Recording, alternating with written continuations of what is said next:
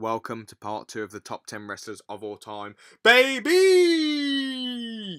Yeah, now on to this, watch part 1 if you haven't watched this yet, so yeah, let's go for it. Dude, at the end of the day, everyone's going to hate on me for this list, but it's just my personal opinion. I have put Triple H here. He's just such a beast, he's a tank, he's just a genuine boss.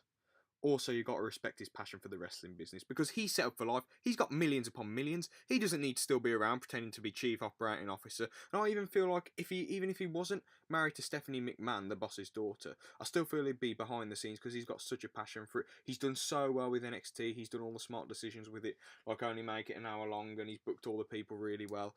But even on screen, he's just a massive, brilliant heel. It just feels like he's always been there. He's the king of kings, and he had Lemmy from Motorhead singing his songs.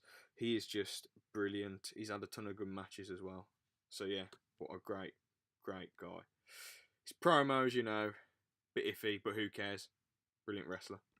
In at number 5, I have decided to put Chris Jericho, the Ayatollah of rock and roller ever. Anyway, I'm not going to get carried away.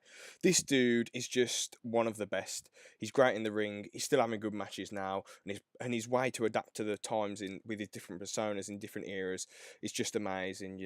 Like I say, his in-ring ability is good. It's fresh, even by today's standards. His stuff with Omega was beast as well. His stupid idiot stuff was the only reason I watched for a while. His stuff with Kevin Owens was great. And yeah, even if I wanted to make him champion, I could take him seriously right now. He's just so good. He's so good at creating ideas and segments of Raw and all that. He's just such a brilliant person. Just such a great guy. Yeah, and to be honest, not many people can make me laugh in the PG era, and he's managed to do that many times. So fair play to him. He beat Stone Cold and The Rock on the same night. I know it's fake, but still, he did it. Who cares? He made it look good. First one of the few double champs. So yeah, what a legend. Now, to be totally honest with you, I was going to put Steve Austin here, but in all honesty, his gimmick won't work now. As soon as he turned heel the second time with Vince and all that, it was just like, oh god, what are you doing? What are you doing? You're just being Vince's bitch. This doesn't make any sense for the story. But how can I complain? At the end of the day, it's over and done with. But doesn't mean I have to put him in this list, so I've put The Rock in instead. The Rock, now, there's tons of good stuff about him, he's the most paid actor in Hollywood, but with his wrestling, he had a lot of adversity. His first gimmick as Rocky Maivia, every single person hated on him, but then he joined the Nation, turned heel, found his rival in Steve Austin, and he was just great. He's entertaining. When he came back for WrestleMania 28, the whole world was buzzing, everyone loved it. He had a brilliant rivalry with John Cena when he came back, and he was, I know he was only like 42, but still, coming back after such a long break, it's brilliant. It is brilliant. He's such a brilliant wrestler. So brilliant on the mic. You could center the whole show around him and everyone would watch. I mean, he prank called CM Punk on Raw live. Who does that? Anyway, yeah, The Rock, brilliant. In the big leagues now, in number 3, I've decided to put Mick Foley. Mainly because he was just so amazing, He did so much shit. Some of the spots he took, man, he can't even walk right now. And also, he came back after he lost his career match in 2000. He actually came back and put a shit ton of people over, like Randy Orton and Edge. He didn't need to do that. And he got even more injuries from that. Just what a great guy, And the thing is with him, he wasn't champion that many times, which left us always wanting him to succeed. It left us always wanting more with him, you know. I mean, he did wrestle too when we're too much of an old age, but he was just great.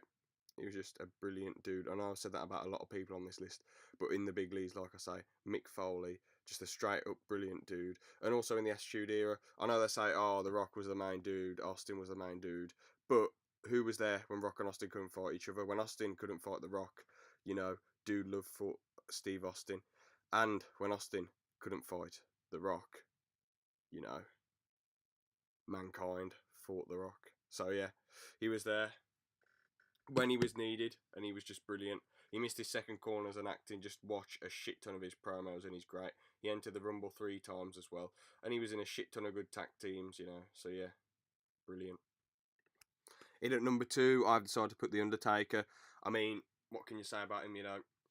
He's just one of the legends of the industry. His longevity is amazing. He's been around for 25 years. How many people are around for 25 years with their brilliant gimmick as well? And he's done different gimmicks. He did that crazy, what's it called, Ministry of Darkness gimmick, and he did that biker gimmick as well, and it was just sick. All 3 of his gimmicks were, And as he got older, the matches got better somehow. Like when he was, 48, he had one of the best matches ever with Triple H, or 47, I don't know. But still, he had an amazing match at WrestleMania 28. One of my favourite ever, to be honest.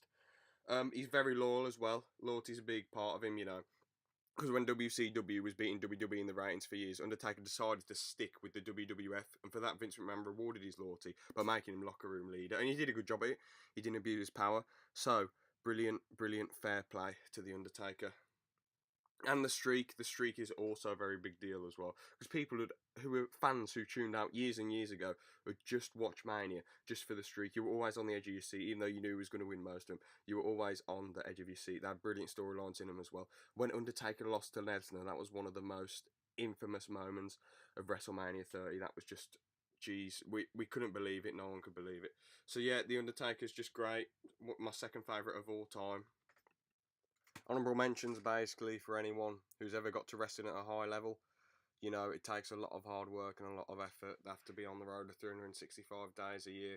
They put their body and their wellness on the line just for the public's entertainment. That's all they're bothered about, entertaining the fans.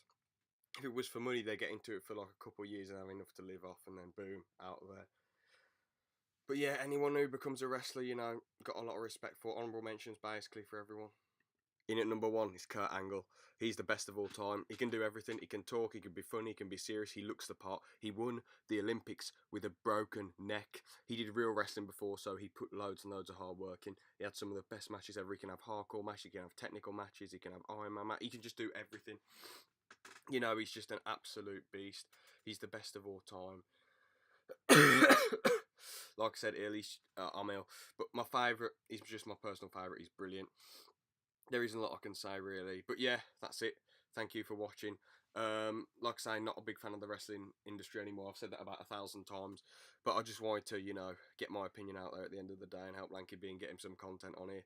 But the rest of the videos I'm doing, it will be more stuff that I'm passionate about and that I have a keen interest in. But I still have somewhat of an interest in wrestling. I just don't really care about it anymore. I'm willing to do this video, so there's some interest there. Anyway, thanks for watching and see ya.